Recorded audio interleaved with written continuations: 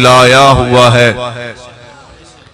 میرے نہایت ہی واجب الاحترام تشریف فرما حضرات علماء کرام، بالخصوص عالمی اتحاد اہل سنت والجماعت ڈیرہ غازی خان کے امیر برادر مکرم حضرت مولانا محمد صدیق صاحب، دیگر عزیز بزرگوں، دوستوں، بھائیوں، آج ایک مرتبہ پھر حضرت مولانا حق نواز صاحب کی پرخلوص دعوت پہ دین کی نسبت سے آپ حضرات کی زیارت کا شرف حاصل ہو رہا ہے۔ اللہ سے دعا ہے اللہ رب العزت ہم سب کا یہاں مل بیٹھنا، دین کی باتیں سننا سنانا اپنی بارگاہ میں قبول و منظور فرمائے۔ بلا تاخیر و تمہید میں اپنے عنوان پہ آغاز کلام کرنے جا رہا ہوں۔ آپ حضرات کی جتنی توجہ اور ذوق ہوگا اتنا ہی بات کہنا سننا آسان ہوگا۔ میرے بھائیوں، سورہ قلم کی ابتدائی آیات میں نے آپ حضرات کے سامنے پڑھی ہیں۔ آپ حضرات کوئی آئے کوئی جائے، آپ کی توجہ میری طرف رہے۔ ان ابتدائی آیات میں ولید بن مغیرہ بدبخت، اس نے آپ صلی اللہ علیہ وسلم کی توہین کی۔ اللہ نے میرے اور آپ کے پیارے پیغمبر صلی اللہ علیہ وسلم کو تسلی دی اور آگے چل کے اس بدبخت کی مذمت بھی بیان کی۔ میرے بھائیوں، ولید بن مغیرہ اور آج فرانس کے بدبختوں نے میرے اور آپ کے پیارے آقا صلی اللہ علیہ وسلم کی توہین کی۔ ہمارا نظریہ ہے کہ چاند پہ تھوکنے سے چاند کا کچھ نہیں جاتا، تھوکنے والے کا اپنا چہرہ گندا ہوتا ہے۔ یہ توہین کرنے والے، ان کے توہین کرنے سے کملی والے کی عظمت میں کوئی فرق نہیں آتا۔ یہ توہین کرنے والے اس جہاں میں بھی برباد ہیں، اس جہاں میں بھی برباد ہیں۔ کہہ دو بے شک، سارے بولو کہہ دو بے شک۔ میرے بھائیوں، جہاں بولنا چاہیے وہاں انسان کو خاموش نہیں رہنا چاہیے۔ یہ ہمارے نبی کی ناموس کی بات ہے۔ توجہ رکھنا، ولید بن مغیرہ اس نے آقا علیہ السلام کی توہین کی۔ آج ان فرانس کے بدبختوں نے میرے اور آپ کے پیارے آقا صلی اللہ علیہ وسلم کی توہین کی ہے۔ آپ یہاں سے شروع ہو جائیں، 1450 سال کی تاریخ پڑھ کے دیکھیں، ہر زمانے میں ہر صدی میں آپ کو کچھ ایسے بدبخت نظر آئیں گے جو میرے اور آپ کے پیارے آقا صلی اللہ علیہ وسلم کی توہین کرتے ہیں۔ آخر سوچنے کی بات یہ ہے، وہ کون سی وجوہات ہیں، وہ کون سی مجبوری ہے، وہ کون سی باتیں ہیں جو ان کو توہین کرنے پہ مجبور کرتی ہیں۔ آخر یہ میرے محبوب کی توہین کیوں کرتے ہیں؟ بڑے ہی ایک نازک اور پیارے عنوان پہ آغاز کلام کرنے جا رہا ہوں۔ میرے اللہ نے چاہا ایمان بھی تازہ ہوگا، ذوق بھی بنے گا۔ پوری توجہ رکھیے گا، آغاز کلام کر رہا ہوں۔ آخر وہ وجوہات کیا ہیں؟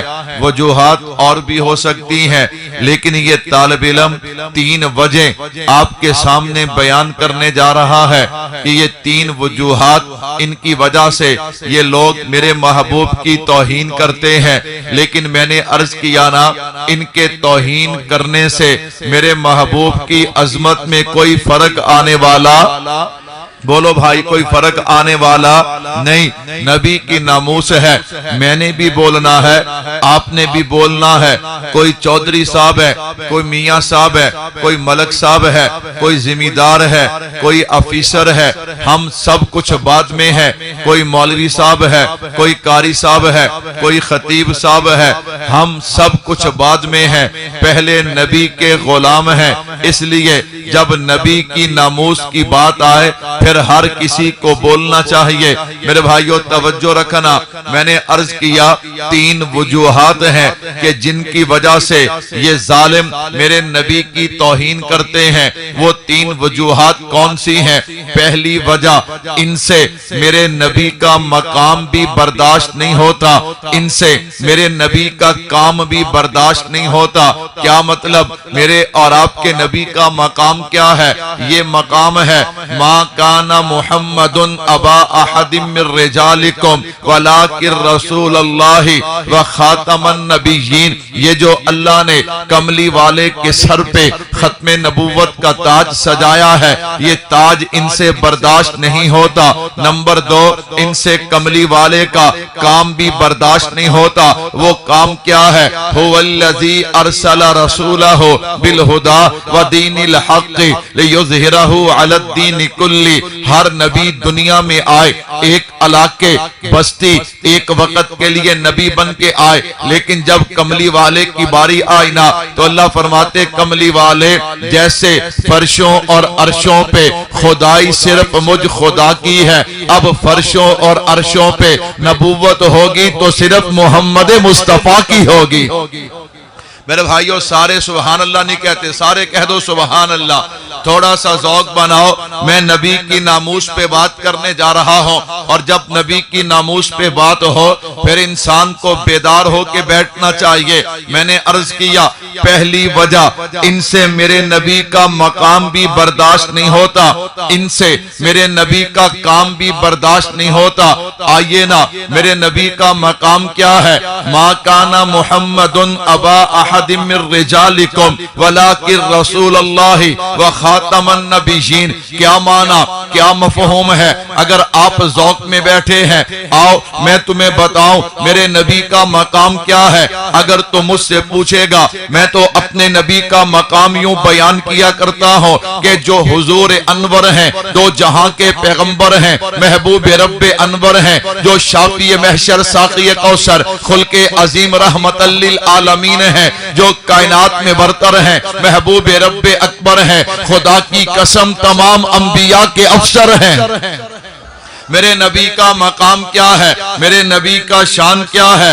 اگر تو مجھ سے پوچھے گا، میں تو اپنے نبی کا تعارف یوں کروایا کرتا ہوں کہ جو حسین ہیں، دل نشین ہیں، محجبین ہیں، بہترین ہیں، بالیقین ہیں، جو صاحب جمال ہیں، صاحب کمال ہیں، رحمت سے مالا مال ہیں، فضل ذوالجلال ہیں، جناب آمینہ کے لال ہیں۔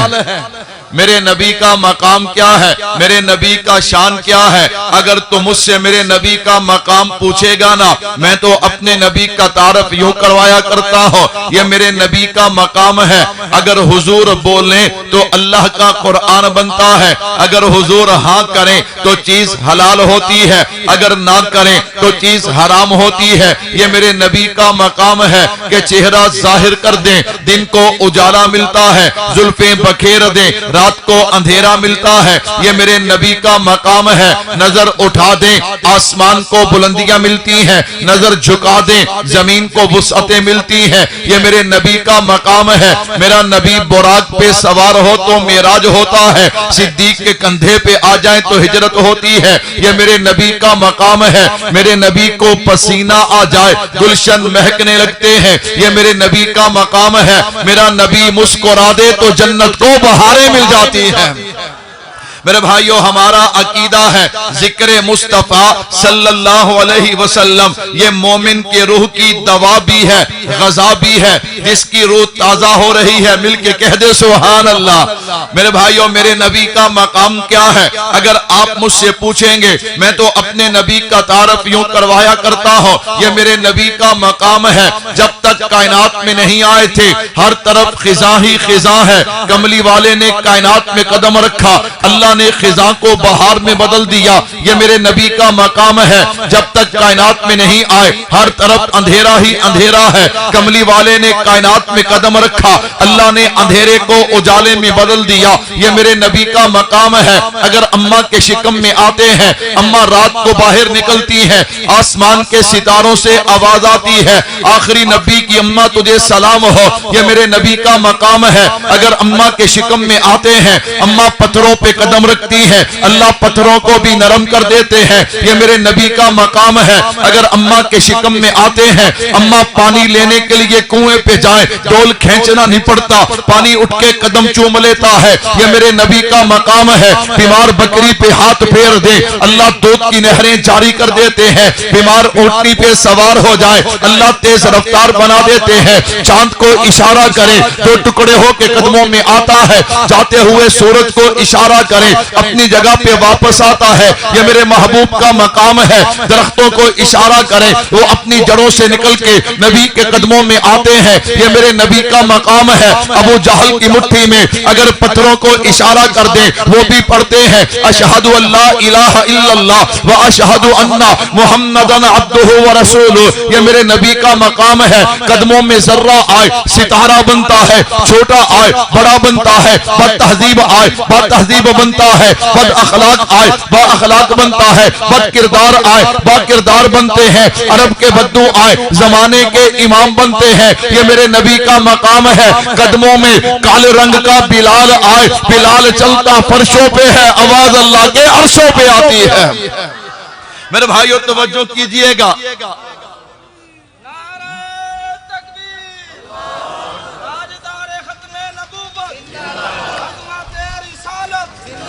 تھوڑا سا ماحول بناؤ، تھوڑا سا ماحول بناؤ، میں ناموس رسالت پہ بات کرنے جا رہا ہوں۔ میرے بھائیو توجہ رکھو، توجہ رکھو، ان سے میرے نبی کا مقام برداشت نہیں ہوتا اور ہم نے اپنے نبی کا مقام بیان کرنا ہے۔ ذرا جوش کے ساتھ سبحان اللہ، تاکہ پتا چلے کہ سنانے والا بھی نبی کا عاشق ہے، سننے والے بھی نبی کے عاشق ہے، کہہ دو سبحان اللہ۔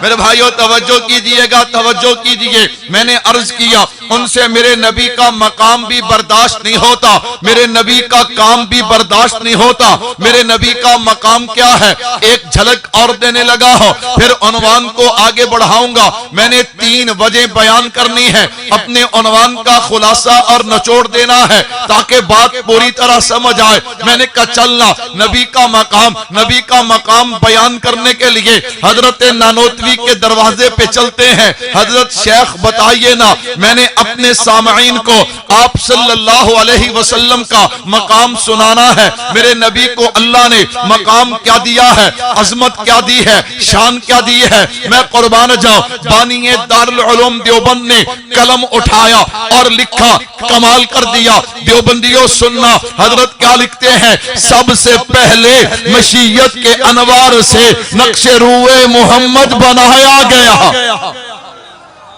پھر خاموش ہوگا، کہہ دو سبحان اللہ۔ حضرت نانوتوی نے کمال کر دیا۔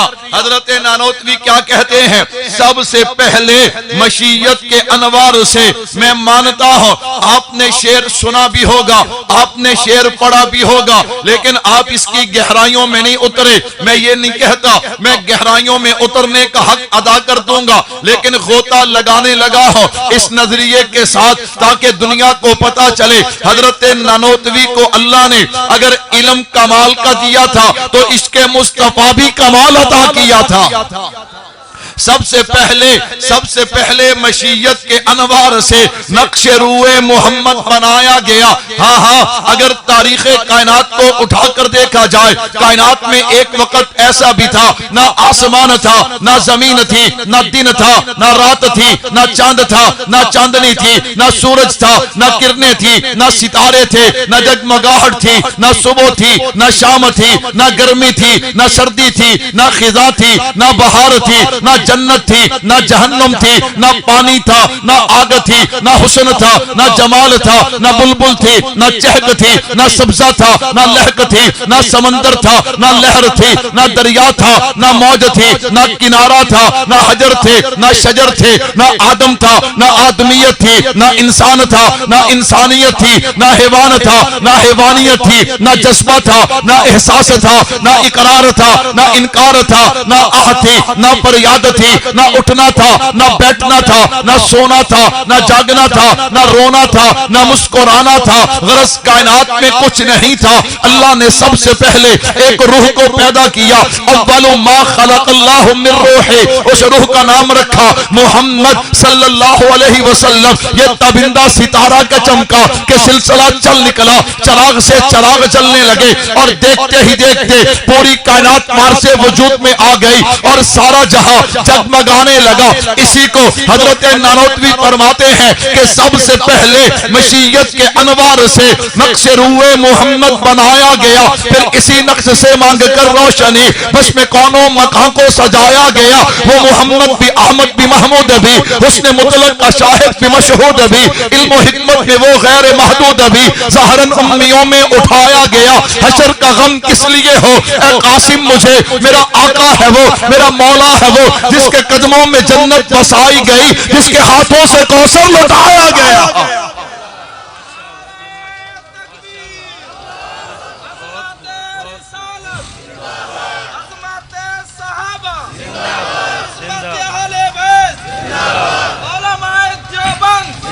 میرے بھائیوں کا توجہ رکھنا، میرے نبی کا مقام کیا ہے، میرے نبی کا مقام کیا ہے؟ انہیں مقام برداشت نہیں ہے، ہم اپنے نبی کا مقام بیان کریں گے۔ میرے نبی کا مقام کیا ہے؟ اہل علم علماء تشریف فرما ہے، ذرا طالب علم کی بات سننا، طالب علم کا تخیل دیکھنا۔ میرے نبی کا مقام کیا ہے؟ ایک ایک جملہ تشریح طلب ہے، لیکن تشریح کرنی شروع کرو پھر تو گھنٹوں چاہیے نا۔ میں نے صرف اشارتاً متن پڑھنے چلا ہوں اس نظریے کے ساتھ کہ جب نبی کا شان بیان ہوتا ہے مومن کا ایمان تازہ ہو جاتا ہے۔ میرے بھائیوں توجہ رکھنا، میرے نبی کا مقام کیا ہے؟ یہ میرے نبی کا مقام ہے کہ سارے انبیاء اگر اپنے ظہور کے وقت نبی بنے، میرے اور آپ کے نبی اپنے وجود ہی کے وقت سے نبی تھے۔ باقی نبی اگر عابد ہیں، اللہ نے میرے اور آپ کے نبی کو ان عابدین کا امام بنایا ہے۔ باقی انبیاء اور ساری کائنات اگر صرف مخلوق ہے، میرے اور آپ کے نبی مخلوق ہونے کے ساتھ ساتھ وجہ تخلیق کائنات بھی ہیں۔ باقی نبیوں کو اللہ نے اگر صرف عملی معجزے عطا کیے، کملی والے کو عملی معجزوں کے ساتھ ساتھ علمی معجزے بھی عطا، علمی معجزہ قرآن بھی عطا کیا۔ میرے جملوں پہ غور کرتے جانا، سوچتے جانا، میں صرف متن پڑھ رہا ہوں۔ باقی نبیوں کو کتابیں وہ ملی ہیں کہ جن کی حفاظت کا ذمہ خدا نے نہیں لیا۔ میرے اور آپ کے نبی کو کتاب وہ ملی ہے جس کی حفاظت کا ذمہ خدا نے خود لیا۔ اگر اس قرآن کو کھولے نا،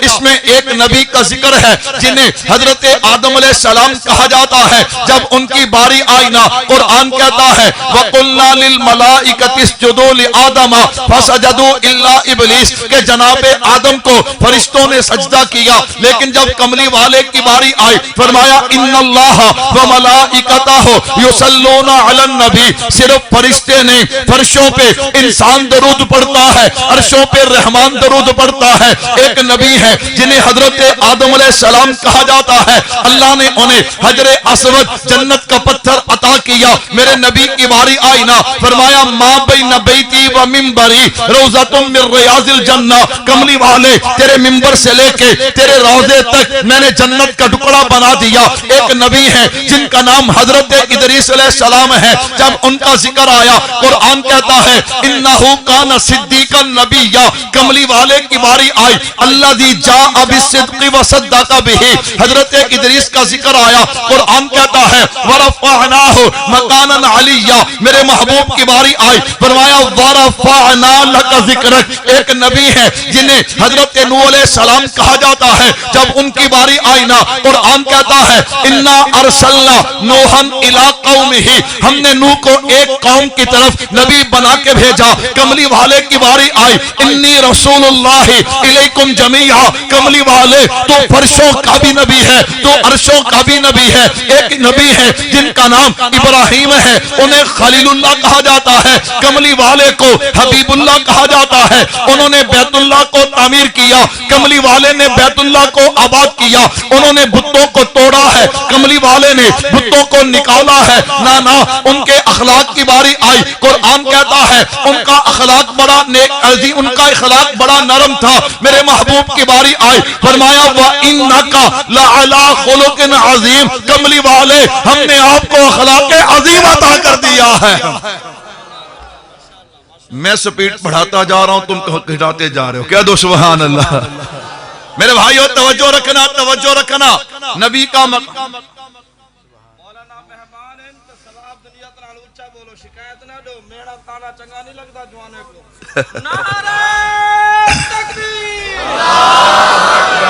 غنیوں کو جو خدا دے بندے، نعرہ تکبیر، تاجدار ختم نبوت، عظمت صحابہ، عظمت اہل بیت، اکابرین علماء دیوبند، مولانا عبد القدوس صاحب گجر، جاگ رہے ہو بھاگ رہے ہو ماشاءاللہ، اونچی اونچی ہاتھ کھڑے کرو ماشاءاللہ جو بھاگ رہے ہو، یہ جاگ رہے ہیں، جدن تسی جاگ پہ گل بن جانی ہے، کہو انشاءاللہ، جدن آپا جاگ پہ نا سارے انشاءاللہ گل بن جانی ہے، کہو انشاءاللہ، جوش سے نکلو ہوش میں آؤ۔ میرے بھائیو توجہ رکھنا، توجہ رکھنا، میں انشاءاللہ دوسری وجہ بیان کروں گا تو ہمیں کہنے کی ضرورت نہیں پڑے گی، آپ خود بولو گے، کہو انشاءاللہ۔ میرے بھائیو توجہ رکھنا، میرے نبی کا مقام ان سے برداشت نہیں ہوتا۔ میں اپنے نبی کا مقام سنا رہا تھا، میں نے قرآن کھولا، ایک نبی کا تذکرہ جنہیں حضرت موسیٰ کلیم اللہ کہا جاتا ہے، اللہ سے دعا کرتے ہیں اللہ دیدار کرنا چاہتا ہوں، فرمایا طور پہ آ جاؤ، کملی والے کی باری آئی، ثم دنا فتدلّا فکان قاب قوسین او ادنی، حضرت موسیٰ علیہ السلام کے لیے اللہ نے ایک پتھر سے 12 پانی کے چشمے جاری کر دیے، میرے محبوب کی انگلیوں سے اللہ نے پانی کے چشمے جاری کر دیے، حضرت موسیٰ علیہ السلام کو کیسا مقام ہے، نبوت ملی نا، دعا کرتے ہیں ربی شرح لی صدری ویسر لی امری، اللہ میرے سینے کو کھول دے، کملی والے کی باری آئی، فرمایا علم نشرح لک صدرک، حضرت موسیٰ علیہ السلام کو نبوت ملی ہے، دعا کرتے ہیں وجعل لی وزیرا، اللہ مجھے کوئی وزیر عطا کرنا، میرا بوجھ ہلکا ہو جائے، کملی والے کی باری آئی ووضعنا عنک وزرک، کملی والے ہم نے آپ کے بوجھ کو ہلکا کر دیا، حضرت موسیٰ علیہ السلام عرض کرتے ہیں اللہ میں جلدی جلدی اس لیے طور پہ آیا تاکہ تیرا قرب نصیب ہو جائے، اور میرے محبوب کی باری آئی، فرمایا والا سوف یعطیک ربک فترضی، ہم آپ کو اتنا عطا کریں گے آپ راضی ہو جائیں گے۔ آپ مختصر کرتا ہوں میرے نبی کا مقام کیا ہے، میں اور آپ سو جائیں وضو ٹوٹ جاتا ہے، کملی والے سو جائیں وضو نہیں ٹوٹتا، ہم میں سے کوئی بندہ دنیا سے چلا گیا اس کی بیوہ سے نکاح جائز ہے، حضور دنیا سے پردہ فرما لیں، آپ کی ازواج سے نکاح جائز نہیں ہے، میں اور آپ نماز شروع کر دیں، باپ بلائے، ماں بلائے، بھائی بلائے، استاد بلائے، پیر بلائے، پہلے نماز مکمل کرو پھر جواب دو، لیکن کملی والا بلائے نماز توڑ کے کملی والے کو جواب دو، شیطان ہر کسی کا روپ دھار سکتا ہے، میرے محبوب کا روپ نہیں دھار سکتا، سننا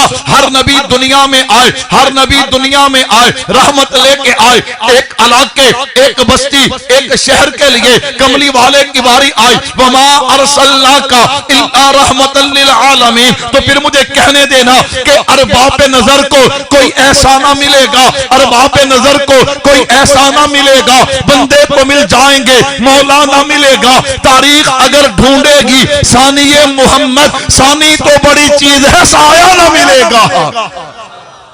ان سے مقام برداشت، بولو بھائی مقام برداشت، ان سے میرے نبی کا کام برداشت، دوسری وجہ سننا، دوسری وجہ یہ امت جو اپنے نبی سے محبت کرتی ہے، یہ محبت ان سے برداشت، جو اپنے نبی سے محبت کہہ دینا اونچی کہے محبت برداشت. آپ کہیں گے اس کا کیا مطلب؟ مثال سننا پھر بات سمجھ آئے گی. میرے محبوب کا زمانہ ہے، جھوٹی نبوت کا دعویٰ کیا مسیلمہ کذاب نے. حضرت حبیب بن زید انصاری رضی اللہ تعالیٰ عنہ، حضور نے کہا حبیب ذرا جانا اس کی طرف. حضرت حبیب گئے، دربار مسیلمہ کا، تلواریں اس کی، سپاہی اس کے. مسیلمہ یہاں پہ ہے، حضرت حبیب یہاں ہے، اتنا فاصلہ ہے. مسیلمہ حضرت حبیب کو کہتا ہے اے حبیب اپنے نبی کو نبی مانتا ہے؟ سوال سمجھو، اپنے نبی کو نبی. میں اپنے انداز میں کہنا چاہتا ہوں، حضرت حبیب نے کہا ہوگا مسیلمہ صرف نبی نہیں مانتا، امام الانبیاء بھی مانتا ہوں، خاتم النبیین بھی مانتا ہوں. اس نے کہا اچھا دوسرا سوال. کہتا ہے حبیب مجھے نبی مانتا ہے؟ مجھے نبی. آپ سمجھدار لوگ بیٹھے ہو، بتاؤ جواب کیا ہونا چاہیے تھا؟ بولو یار، ڈرتے کیوں؟ سارے بولو، کیا جواب ہونا چاہیے تھا؟ جواب یہ بھی ٹھیک ہے، لیکن میں نے جو بات کہی ہے نا کہ یہود و نصارہ سے وہ محبت جو امت اپنے نبی سے کرتی ہے وہ برداشت. جواب یہ ٹھیک ہے، لیکن مسیلمہ کا جواب سننا. مسیلمہ کا سوال کہتا حبیب مجھے نبی مانتا ہے کہ نہیں مانتا؟ جواب اگر یہ دیتے کہ نہیں مانتا، جواب ٹھیک تھا. حضرت حبیب کا جواب سننا. حضرت حبیب کہتے مسیلمہ تو نے کیا کہا میں نے سنا ہی نہیں. سمجھے سمجھتے تو ضرور بولتے نا. میں نے سنا ہی نہیں. کیوں؟ جیڑی گل حضور دے خلاف ہوئے او سانو سن دی، او سانو سن دی نہیں. اللہ اکبر. اب آپ مجھے بتاؤ، پہلی بات سن رہی ہے، دوسری بات سنتی نہیں. اس نے کہا اچھا نہیں سنتا. کہا ان کی ایک آنکھ نکال دو. آنکھ نکال دی. مسیلمہ دوبارہ پوچھتا ہے حبیب سنا کہ نہیں سنا؟ کہا میں نے سنا ہی نہیں. تو کہتا کیا ہے؟ کہا دوسری آنکھ نکال دو. مجھے نبی مانتا ہے. کہا میں نے تو سنا نہیں. ایک کان کاٹ دو، دوسرا کان کاٹ دو، ہاتھ کاٹ دو، بازو کاٹ دو. ٹکڑے ٹکڑے کر دیے. لیکن حضرت حبیب کا جواب یہی رہا کہ میں نے نہیں سنا. تو پھر مجھے کہنے دینا کہ ان کے ٹکڑوں سے آواز آتی ہوگی تاج و تخت ختم نبوت. ابھی بھی آپ کو کہنا پڑے گا کہ آپ بولو. عجیب بات ہے، میں نے شروع میں کہا تھا کوئی چودھری صاحب ہے، کوئی ملک صاحب ہے، کوئی میاں صاحب ہے، کوئی مولوی صاحب ہے. یہ سارے صاحب جو ہیں یہ حضور کے قدموں کے صدقے سے ہیں. کہہ دو بے شک. میں نے کہا ان کے ٹکڑوں سے آواز آتی ہوگی تاج و تخت ختم نبوت. میرے بھائیو ذرا بیدار رہنا. نبی کی ختم نبوت، نبی کی ناموس کی بات کرنے جا رہا ہوں. میں نے کہا دوسری وجہ یہ امت اپنے نبی سے جو محبت کرتی ہے یہ محبت ان سے برداشت نہیں ہوتی. چل میں ایک منظر اور پیش کرنے لگا ہوں. بہاولپور ہے، ایک عورت کا خامد مرزائی ہو گیا، مرتد ہو گیا. وہ نواب بہاولپور کے پاس چلی گئی یہ پوچھنے کے لیے نہیں کہ میرا رشتہ باقی ہے کہ نہیں. وہ عورت جانتی تھی جو حضور کا نہیں وہ میرا ہو سکتا نہیں. ہاں نواب بہاولپور کے پاس گئی کہ میری جان چھوڑا دو. اس نے مقدمہ انگریز عدالت کو دے دیا. جب عدالت میں مقدمہ آیا مرزائیوں نے پوری دنیا سے اپنے مبلغ جمع کر لے، زور لگانا شروع کیا کہ ہم یہ مقدمہ جیتیں گے. اس عورت نے نظر اٹھائی کہ میں کسے بلاؤں. اسے وہ منارہ علم کا دمکتا چمکتا سمندر جسے دارالعلوم دیوبند کہا جاتا ہے وہ نظر آیا. اس نے دارالعلوم دیوبند میں خط لکھا اور دیوبند والوں اگر تم نہ آئے میں نبی کی ختم نبوت کا مقدمہ ہار گئی تو قیامت والے دن گریبان تمہارا ہوگا، ہاتھ میرا ہوگا. دارالعلوم دیوبند خط پہنچا. حضرت کشمیری نے خط پڑھا ہے، اپنے مریدین کو جمع کر لیا، شاگردوں کو جمع کر لیا، مشورہ نہیں کیا. حکمن کہا کہ میں نے جانے کا ارادہ کر لیا ہے. جانے کا ارادہ کیوں؟ حضرت بیمار اتنے تھے کہ سفر کے قابل نہیں تھے، بلا کی گرمی تھی. کہا اگر مشورہ لوں گا تو مشورہ تو یہی ہوگا نا کہ حضرت آپ بیمار ہیں، سفر کے قابل نہیں، آپ نہ جائیں۔ حضرت نے مشورہ نہیں لیا، حکمن فرمایا کہ میں جاؤں گا۔ میں کیا کروں گا؟ وہ ہمارے جیسے شاگرد تو مرید تو تھے نہیں جڑے کہن پیر صاحب تو آنو سمجھ نہیں، سانو پتہ ہے، سانو پتہ ہے۔ آج کل شاگرد اور مرید مشورے دیتے ہیں نا جی، پیر صاحب تو آنو نہیں پتہ ہے، استاد جی تو آنو نہیں پتہ ہے۔ وہ ایسے مرید اور شاگرد نہیں تھے۔ اللہ ہمیں بھی ایسا بننے کی توفیق عطا فرمائے، کہہ دو آمین۔ حضرت نے سفر کیا ہے، ایمان والوں پوری توجہ رکھنا۔ بہاولپور عدالت میں باوجود بیماری اور گرمی کے 3 گھنٹے کھڑے ہو کے حضرت دلائل دیتے۔ ایک دن دلائل چل رہے تھے، سامنے مرزائی مبلغ جس کا نام جلال الدین شمس تھا، وہ بھی دلائل جواب میں دے رہا تھا۔ چلتے چلتے حضرت نے دلائل بند کیے۔ حضرت کہنے لگے او جلال الدین چھوڑ دلائل کو، میرا چیلنج قبول کر۔ اس نے کہا جی آپ کا چیلنج کیا ہے؟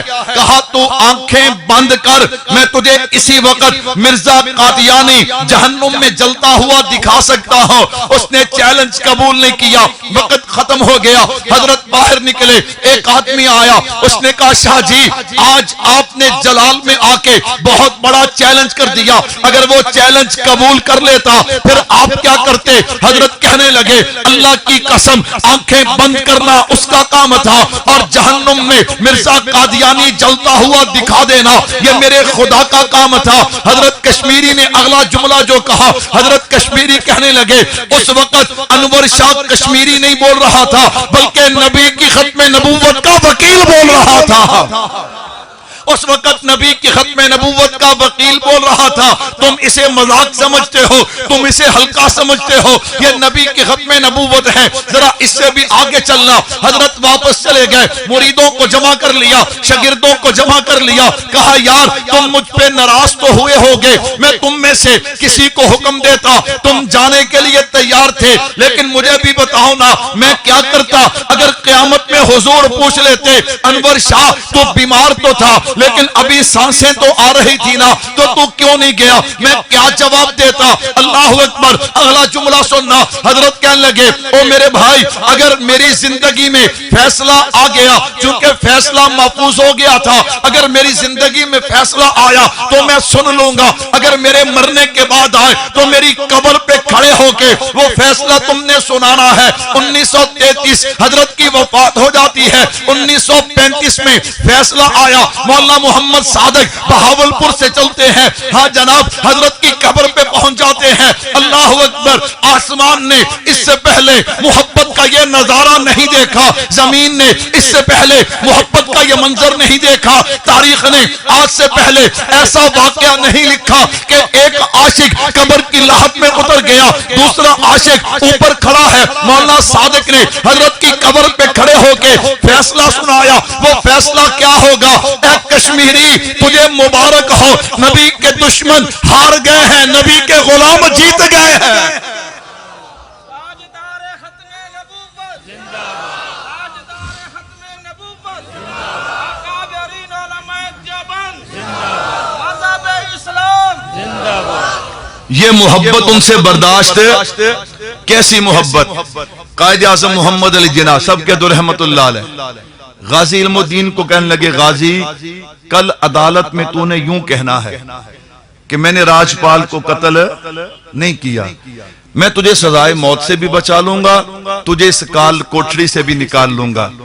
غازی تڑپ گیا، میرے اور آپ جیسا ہوتا تو شاید سوچتا اللہ نو تے پتا ہے نے بھی میں ماریا ہے، اجر تے اللہ دینا ہے، اگر زندگی بچ دیئے تے بچا لیے، کسی دین دے اور کم تے لالیں گے، میں اور آپ ہوتے تو کوئی تعویل کرتے۔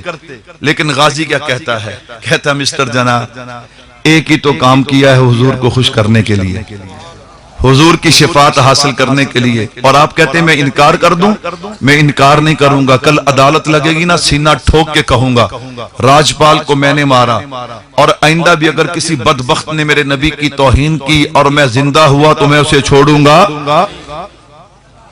دوسری جو آپ کو غلط فہمی وہ بھی دور کر لیجئے، یہ کال کوٹڑی آپ کے لیے ہوگی، میرے لیے تو جنت ہے، تیرے لیے جنت کیسے ہے؟ کہا جس رات آیا ہوں ہر رات نبی کا دیدار نصیب ہوتا ہے۔ اور پھر تاریخ پلٹتی ہے، وقت گزرتا ہے۔ ایک وقت ایسا بھی آیا، تحریک ختم نبوت چلی، ایک آدمی گرفتار ہوا، اسی بیرک اسی جگہ پہ لے جایا گیا۔ جب وہ اس جگہ میں داخل ہونے لگا نا تو اس وقت جو پہرے پہ آدمی تھا اس نے کہا اے آنے والے تجھے مبارک ہو۔ تجھے کیا ہو؟ کس بات کی مبارک؟ کہا کچھ سال پہلے غازی آیا تھا، اب قاضی آیا ہے۔ کہو سبحان اللہ۔ قاضی احسان احمد شوجابادی رحمت اللہ علیہ۔ کہا کیوں مبارک دیتے ہو؟ فرمایا یہ وہی جگہ ہے جہاں غازی علم الدین شہید رحمت اللہ علیہ کو رکھا گیا۔ مولانا اسماعیل شوجابادی دامت برکاتہ العالیہ نے اس واقعے کو نقل کیا، اپنی کتاب میں لکھا۔ فرمایا وہ آدمی کہنے لگا ایک رات یوں ہوا میں پہرے پہ تھا، اچانک غازی کے کمرے سے جیسے آگ بھڑکتی ہے یوں لائٹیں اور شعائیں نکلنا شروع ہوئیں۔ میں دوڑا، بڑا اہم قیدی ہے، کہیں نقصان نہ ہو جائے۔ جب میں وہاں پہ آیا تو غازی آرام سے فرش پہ لیٹا پڑا اور پورا کمرہ روشنیوں سے منور تھا۔ سبحان اللہ۔ آہستہ آہستہ روشنیاں ختم ہو گئیں۔ میں نے تالا کھولا، دروازہ کھولا، غازی کے قدموں پہ آ گیا۔ غازی یہ کیا تھا؟ میں اصرار کرتا ہوں، غازی انکار کرتا ہے۔ بالآخر غازی کہتا ہے کہ میں سو رہا تھا، حضور کا دیدار نصیب ہوا۔ حضور نے فرمایا غازی پریشان نہ ہونا، ادھر تجھے سزائے موت دی جائے گی، ادھر حوض کوثر پہ میں تیرا استقبال کروں گا۔ یہ برداشت نہیں ہوتا۔ یہ امت اپنے نبی سے کتنی محبت کرتی ہے۔ میرے بھائیو سنیے گا، محبت کی مثالیں سنیے، ایمان تازہ ہوگا۔ ہاں بڑی اماں ہے، 1953 کی تحریک اپنے عروج پہ ہے۔ مال روڈ دلی دروازے کے قریب اپنے نوجوان بیٹے کی بارات لے کے جا رہی ہے۔ چلتے چلتے اچانک گولیاں۔ میرے بھائیو پوری توجہ رکھنا، اگر میرے جملے سمجھ آ گئے ایمان تازہ ہو جائے گا۔ جب بھی ان جملوں کو دہراؤ گے تمہارا ایمان تازہ ہوگا۔ بڑی اماں اپنے جوان بیٹے کی بارات لے کے جا رہی ہے، گولیاں چلنے کی آواز آئی۔ جب گولیاں چلنے کی آواز آئی ہے نا، اس عورت نے پوچھا لوگوں سے یہ کیسی آواز ہے؟ اماں تجھے نہیں پتا، 1953 یہ تحریک ختم نبوت چل رہی ہے، مال روڈ سونا پڑا ہے، وہاں پہ پولیس اور فوج ہے، جو بھی ختم نبوت کا نام لیتا ہے اسے گولی مار دی جاتی ہے۔ اماں کہتی ہے اچھا مجھے تو کسی نے بتایا نہیں۔ بارات کو کھڑا کیا، باراتیوں کو ہاتھ باندھ کے کہتی ہے کہ یہاں سے واپس چلے جاؤ، میرا ارادہ بدل گیا، اب میں نے اپنے بیٹے کی شادی نہیں کرنی۔ باراتی واپس چلے گئے، بیٹے کو کہنے لگی بیٹا میں نے تجھے پالا پوسا جوان اس لیے نہیں کیا تھا، یہ تو اللہ کا حکم، شریعت کا حکم میں پورا کرنے جا رہی، لیکن میری نیت یہ تھی کہ کبھی نبی کی ختم نبوت کا مسئلہ آیا، نبی کی ناموس، نبی کے دین کا مسئلہ آیا، میں تجھے نبی کے دین پہ قربان کر دوں گی۔ بیٹا گولیاں چل رہی ہیں، گولیاں چل رہی ہیں۔ اس اماں کے الفاظ سننا، اماں کہتی ہے بیٹا میں یہ نہیں چاہتی کہ دنیا کی کوئی لڑکی جو ہے وہ تیری دلہن بنے، میرا دل چاہتا ہے جنت میں تیری شادی حوروں کے ساتھ ہو۔ اگلا جملہ سننا، وہ اماں کہتی ہے بیٹا میرا دل کرتا ہے یہ لوگ تیرے براتی نہ بنے، کل جنت میں جب تیری شادی ہوگی نا میں حضور کے قدموں میں چلی جاؤں گی، جا کر عرض کروں گی اللہ کے نبی میرا دل چاہتا ہے برات میرے بیٹے کی ہو، براتی محمد مصطفیٰ ہو، براتی محمد مصطفیٰ ہوں صلی اللہ۔ جو لوگ قربانیاں دیتے ہیں یہ جملے ان کو سجتے ہیں، میرے اور آپ جیسے بندے کو نہیں۔ بیٹا گیا جا کے سینے پہ گولی کھاتا ہے، میں نے کہا ادھر بیٹا گولی کھاتا ہے، ادھر اللہ اس کے لیے جنت کے اعلان کر دیتے ہیں، کہہ دو بے شک۔ میرے بھائیو توجہ رکھنا، دوسری وجہ یہ امت اپنے نبی سے جو محبت کرتی ہے یہ محبت ان کو برداشت نہیں۔ آخری مثال دے کے تیسری وجہ پہ آتا ہوں، توجہ رکھنا توجہ۔ یہ امت اپنے نبی سے کتنی محبت کرتی ہے، پوری بیداری رکھنا، اپنے ذوق کا اظہار کرنا کہ تم بھی پاسبان ختم نبوت ہو، ختم نبوت کے مجاہد ہو۔ میرے بھائیو یہی تحریک 1953 کی تحریک ختم نبوت ہے۔ اللہ اکبر، کرفیو لگا ہوا، ایک عاشق گھر میں بیٹھا سوچتا ہے یار یہ بھی کوئی زندگی ہے، تاریخ کیا لکھے گی؟ کرفیو کا اعلان ہوا، کوئی ختم نبوت کا نعرہ نہ لگائے، کوئی ختم نبوت کا نام نہ لے وگرنہ گولی مار دی جائے گی، ہم ڈر کے اندر بیٹھ جائیں، یہ بھی کوئی زندگی ہے۔ یہ مجاہد اکیلا ہی باہر نکلا، مال روڈ پہ آتا ہے اور آ کر नारा लगाता है ताजो तख्त खत्म नबूवत। मेरे भाइयों, अब मैं आपसे नहीं कहूंगा कि आप जरूर बोलें, जिसका दिल करे वो बोले, जिसका दिल ना इजाजत दे वो ना बोले। मेरे भाइयों तवज्जो रखना, जब उसने नारा लगाया पुलिस वाला आया, उसने आके थप्पड़ मारा। क्यों थप्पड़ मारा? डर जाएगा, भाग जाएगा, लेकिन उसे पता नहीं था इस्लाम की फितरत में कुदरत ने लचक दी है, उतना ही ये उभरेगा जितना के दबा देंगे। वो थप्पड़ खा के फिर नारा लगाता है ताजो तख्त खत्म नबूवत।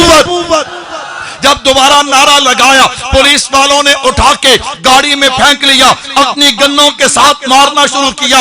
इतना मारा कि सर से लेके पांव तक जख्मी कर दिया, खून बह रहा है। पुलिस वालों को यकीन हो गया, फौज वालों को यकीन हो गया, अब ये नारा नहीं लगाएगा। उठा के गाड़ी से बाहर फेंका, वो जमीन पे बात में गिरता है। नारा पहले लगाता है ताजो तख्त खत्म नबूवत।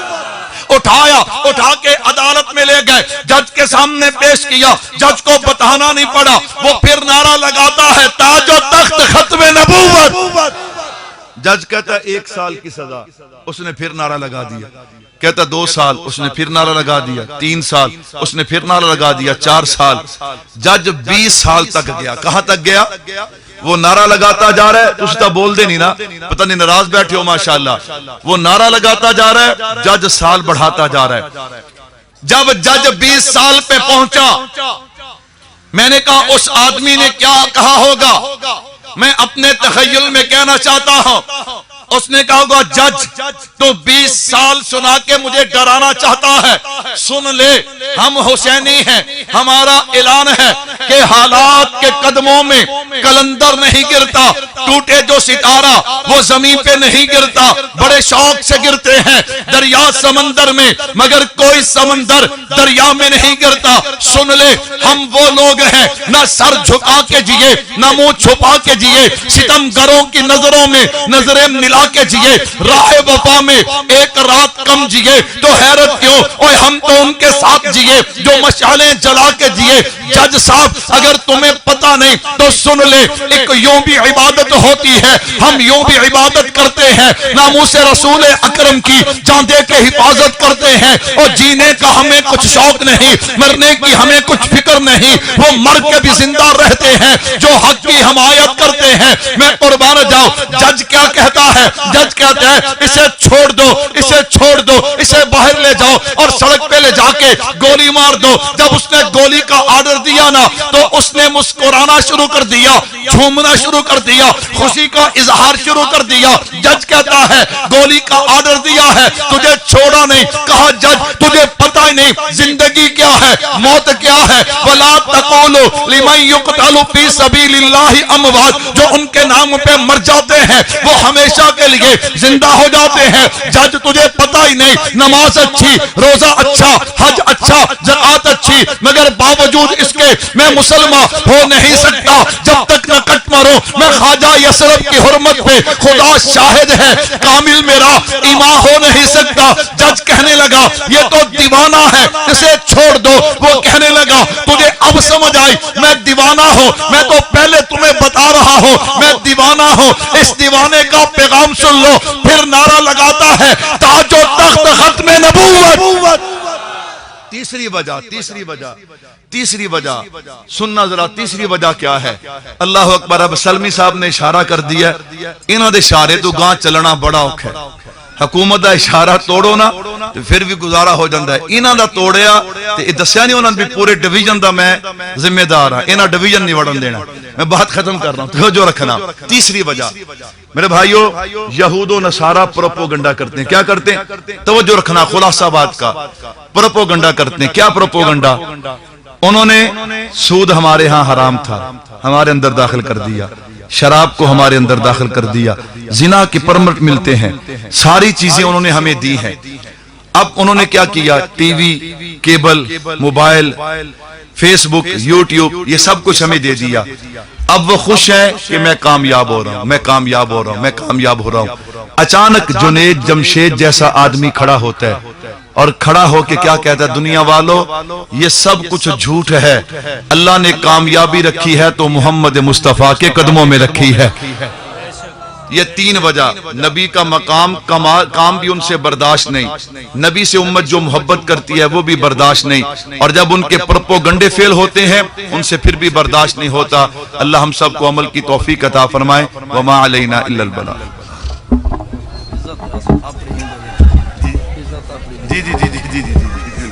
محسوس نہیں